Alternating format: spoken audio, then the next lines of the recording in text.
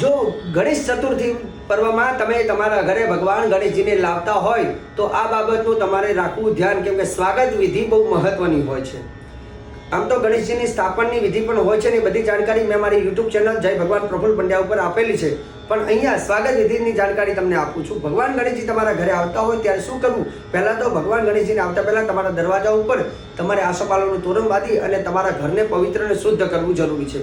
ઘરના આંગણે રંગોળી પુરાવી ગણેશજી આવે એટલે ગણેશજીના મસ્તક ઉપર જે લાલ રંગનું કપડું છે એને તમારે કાઢવાનું રહે છે.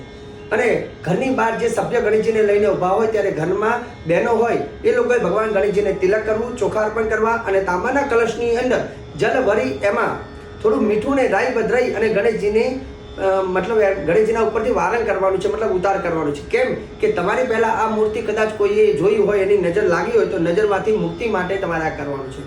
ભગવાન ગણેશજીને સ્વાગત માટે ફૂલ અને અબીલ ગુલાલ પધરાવી અને બોલવાનું સ્વાગતમ સુસ્વાગતમ. હે ભગવાન ગણેશજી, મારા ઘરમાં આપ પધારો. શંખનાદ ઘંટનાદ કરી અને ભગવાન ગણેશજીનું સ્વાગત કરવાનું હોય છે. જય ભગવાન.